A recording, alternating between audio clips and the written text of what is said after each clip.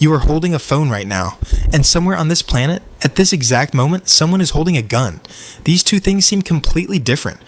One is technology, one is a weapon, but they have one thing in common. Neither of them was supposed to exist. The gun was not invented on purpose. It was not planned. It was not designed from the beginning. It was an accident that changed every war, every country, every border on every map that exists today. This is the real story of how humans invented guns, and it starts not with soldiers. It starts with 3 old men in China trying to live forever. The year is 850 AD, China. There is a group of scientists called alchemists. Their only job, find a way to make humans live forever. Find the magic medicine, the immortality potion. They spent their entire lives mixing chemicals together, trying everything, failing every time. One day they mixed 3 simple things. Charcoal, the black stuff left after wood burns. Sulfur, a yellow powder that smells like rotten eggs. Potassium nitrate, a white salt found in soil. These were common things, nothing special. They heated the mixture, and then everything exploded. The fire was instant. The heat was massive. Their hands were burned.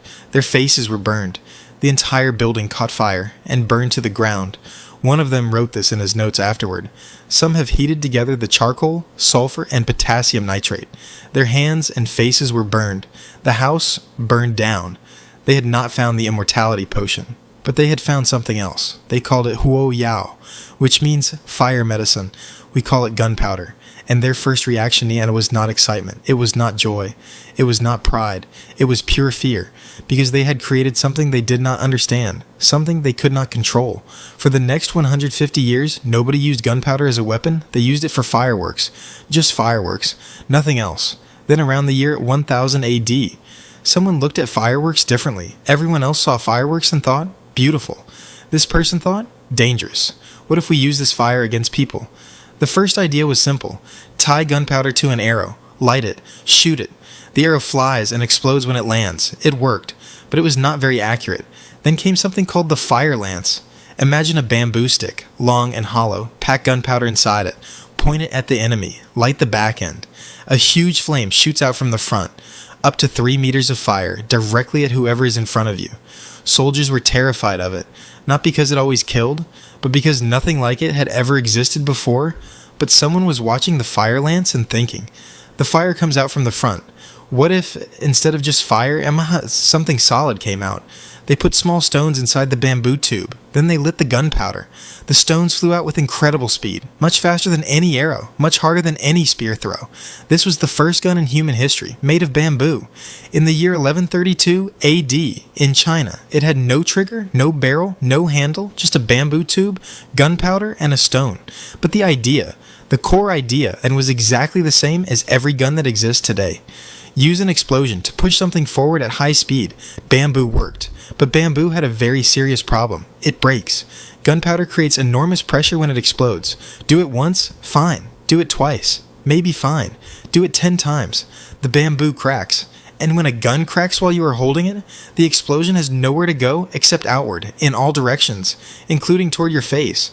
Many early Chinese soldiers were killed not by the enemy, but by their own guns, exploding in their hands. Around 1280 AD, the first metal gun appeared. It was called a hand cannon, just a small metal tube, about 30 centimeters long. Pack gunpowder into the back, place a metal ball on top, point it forward, light a small hole at the back with fire. The explosion pushed the ball out at high speed. It was slow to reload, almost 1 full minute per shot. It was not very accurate. It was heavy. But it worked, every time, without breaking. And once a reliable metal gun existed, it meant the entire world wanted one.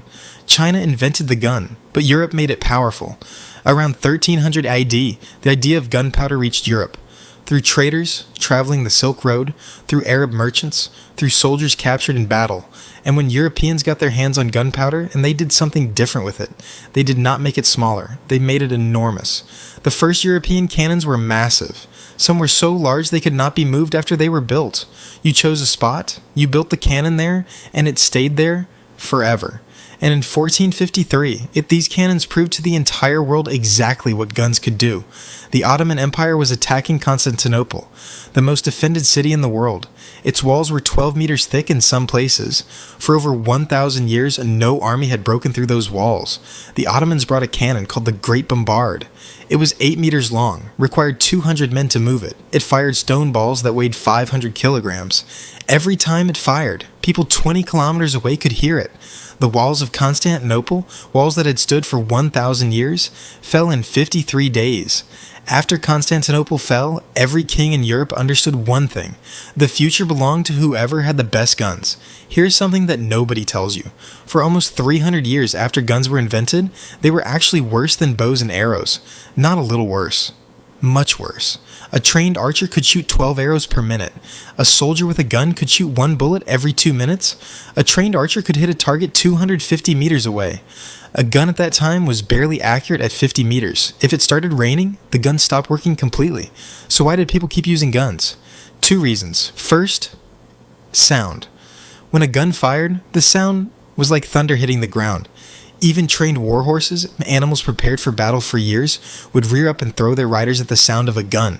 Entire cavalry charges were stopped not because anyone was hit, but because the horses refused to move forward. Second, armor. Knights in full metal armor were the most powerful soldiers in the world. A sword could not cut through their armor. An arrow could not always penetrate it either.